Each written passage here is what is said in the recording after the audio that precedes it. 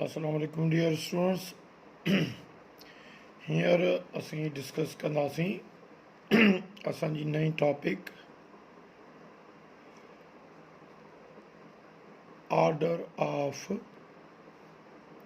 Reaction ते order of reaction खे असां कीअं डिफाइन करे सघूं था. Order of reaction actually it can be defined as असां जेके डिफाइन कयूं it can be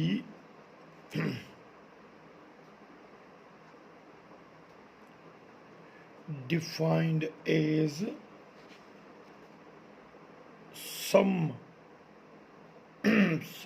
of all exponents यानी कि powers exponents of the concentration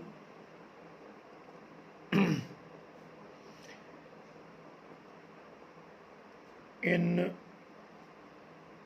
terms of reactants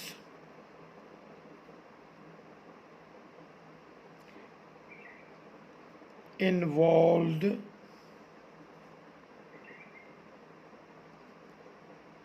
in the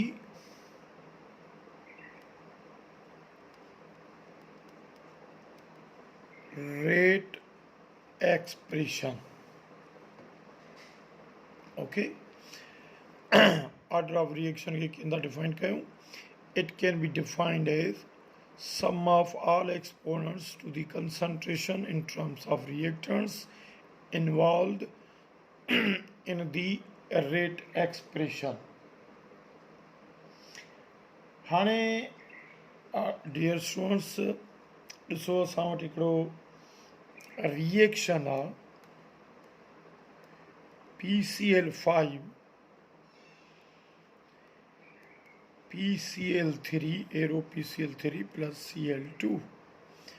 हाणे according to law of mass action जेकॾहिं असां हिन जो रेट एक्सप्रेशन लिखूं त हिन जो असां रेट एक्सप्रेशन लिखंदासीं. Rate is directly proportional to concentration of reactants यानी कि dx upon dt या rate is equal to K into concentration of PCl5. Okay. हाणे PCA phosphorus pentachloride जी जेका ही कंसंट्रेशन ब्रेकेट आहे इन जे असां मथां पावर सम्झंदासीं 1. उन जे करे असां हिन जो कंदासीं फर्स्ट ऑर्डर. त ही रिएक्शन फर्स्ट ऑर्डर आहे छाकाणि त जेको exponent of the concentration of reactants उन जो जोड़ उन जो सम हिकु आहे जंहिंजे करे ही फर्स्ट ऑर्डर आहे. ऑर्डर ऑफ रिएक्शन जा डियर स्टूडेंट्स 4 क़िस्म थियनि था. मिनिमम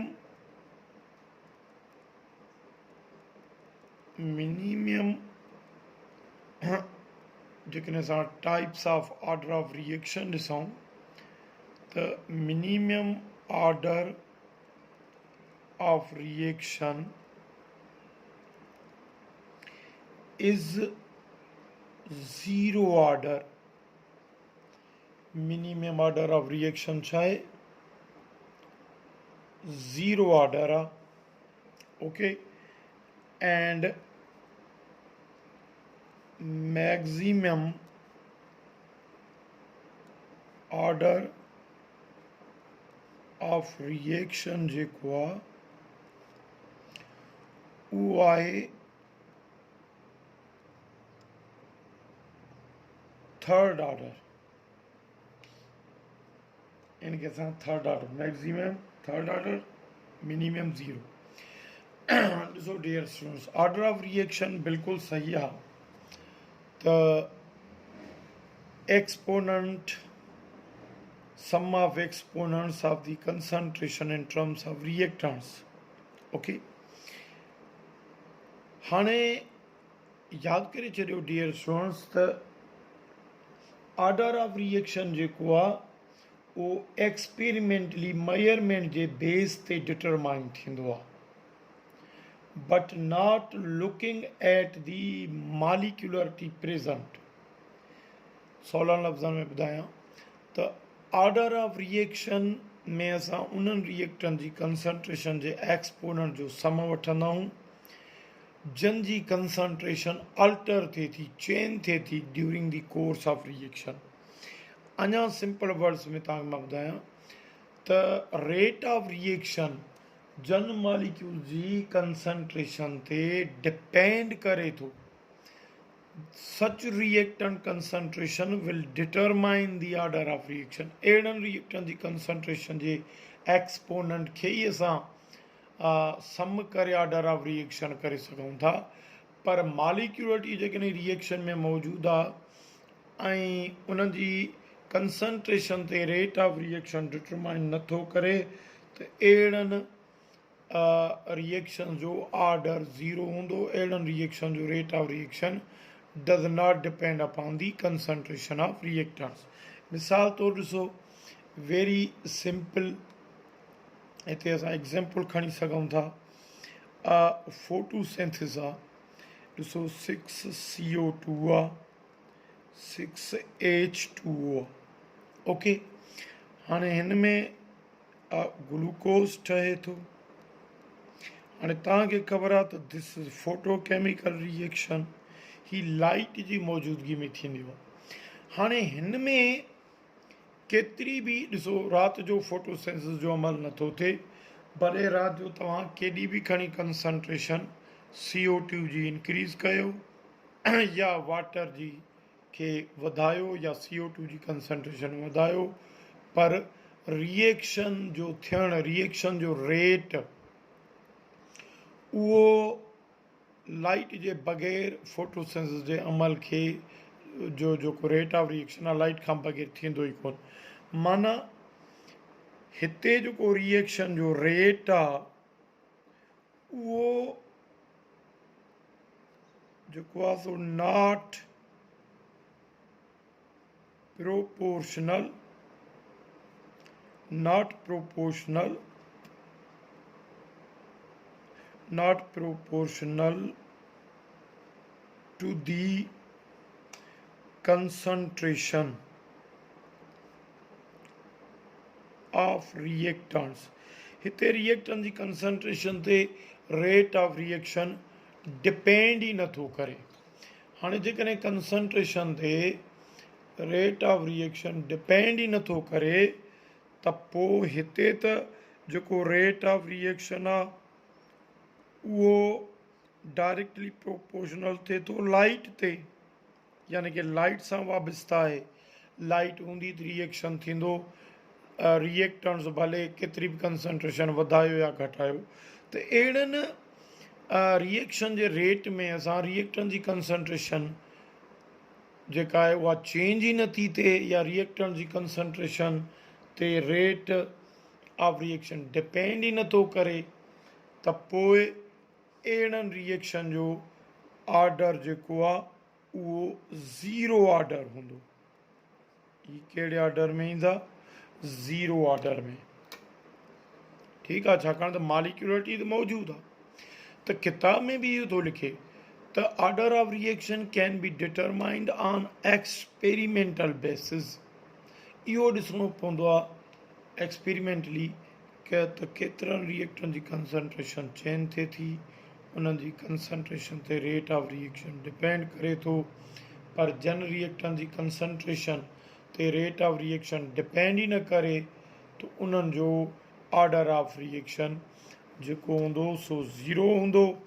ऐं अहिड़नि रिएक्शन्स में ई जेको आहे so here law of mass action. Law of mass action छा हुयो? The rate is directly proportional to concentration of reactants is not obeyed.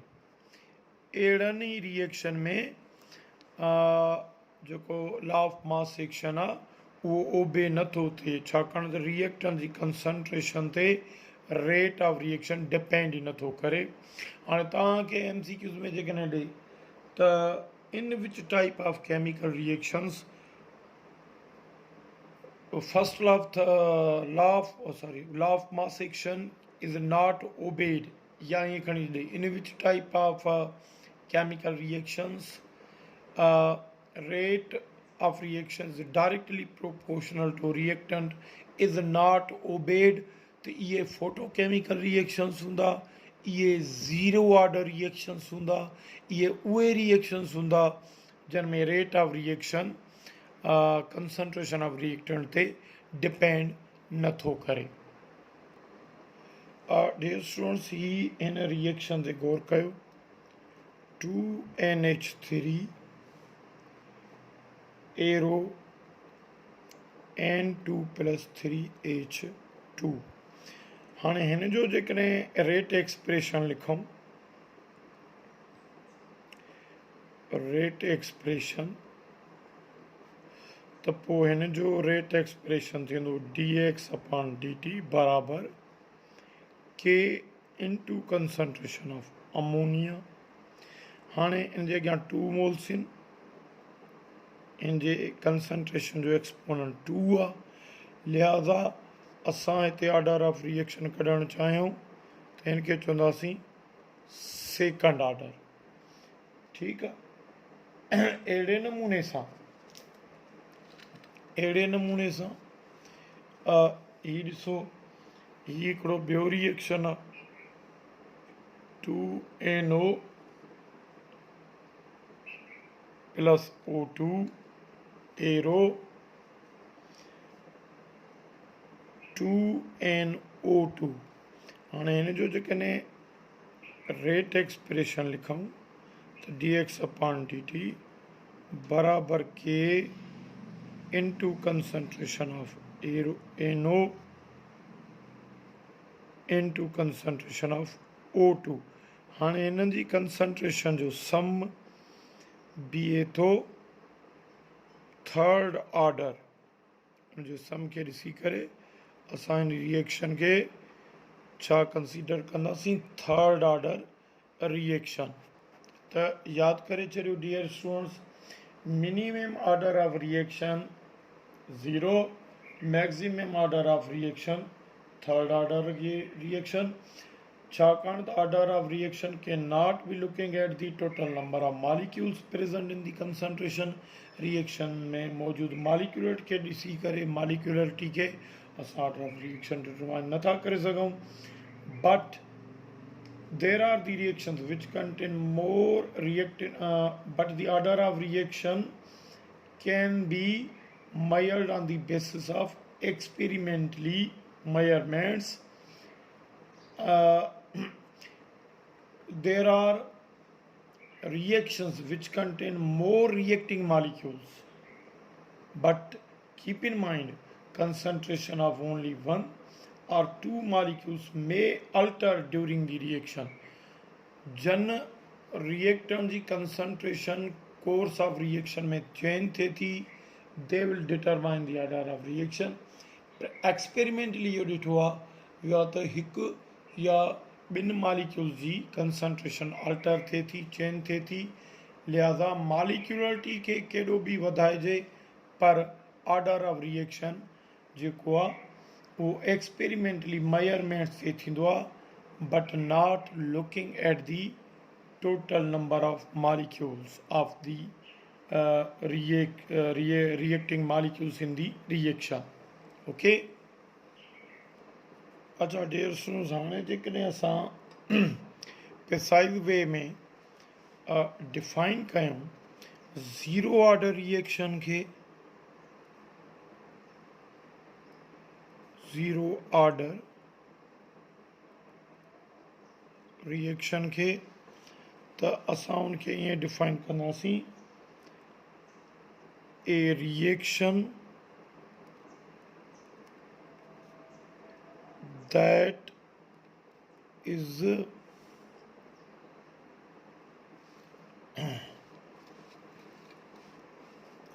that is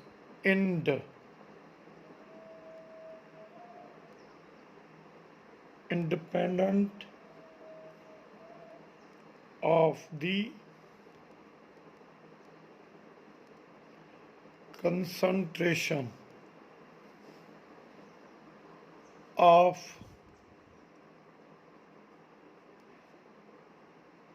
reactant molecules is called zero order reaction. अहिड़े नमूने सां first order खे कीअं define कंदासीं reaction खे ए reaction whose rate of reaction is directly proportional to the first power of the concentration of single reactant molecule is called first order. हाणे जीअं तव्हां ॾिसो सपोज़ कयो असां एग्ज़ाम्पल खणूं था इन जो अमोनियम ही हिकिड़ो असांजो रिएक्टेंट आहे या असां हिनखे हीअं बि लिखी सघूं था PCl5 arrow PCl3 plus Cl2. हाणे हिन जो जेको रेट लिखणु चाहियूं त बराबरि K into concentration of PCl5. हाणे हिन जो एक्सपोनेंट रेट इक्वेशन में हिकु आहे जंहिंजे करे फर्स्ट ऑर्डर आहे. अहिड़े नमूने सेकंड ऑर्डर खे डिफाइन कंदासीं ए reaction for which sum of exponents of rate equation is 2. हाणे एग्ज़ाम्पल सवेर बि मां ॾिनो आहे ॾिसो हीउ एग्ज़ाम्पल लॻो पियो आहे जेको आहे सो अच्छा हिते ॾिसो हीउ 2NO2 आहे हीउ त थर्ड ऑर्डर जो आहे हीउ सेकंड ऑर्डर न आहे हीउ 2NO2 आहे एरो 2NO प्लस O2. हाणे जेकॾहिं हिन जो रेट लिखणु चाहियूं त लिखंदासीं रेट बराबरि K into concentration of O2. हिन जो पावर थींदो 2 लिहाज़ा हिनखे चवंदासीं सेकंड ऑर्डर. ओके ऐं थर्ड ऑर्डर में ही एग्ज़ाम्पल मथे तव्हांखे मां ॿुधाए चुको आहियां. ॾिसो हीअ रिएक्शन आहे जंहिंमें रिएक्टेंट्स 2NO आहे प्लस O2 आहे एरो 2NO2. हाणे हिन जो रेट जेकॾहिं लिखूं त बराबरि K concentration of NO power 2 ऐं हिते ई लिखंदासीं असां कंसंट्रेशन ऑफ O2 पावर 1 लिहाज़ा हिक ई ॿिनि खे सम कयो त थींदो 3 लिहाज़ा ही थर्ड ऑर्डर रिएक्शन आहे.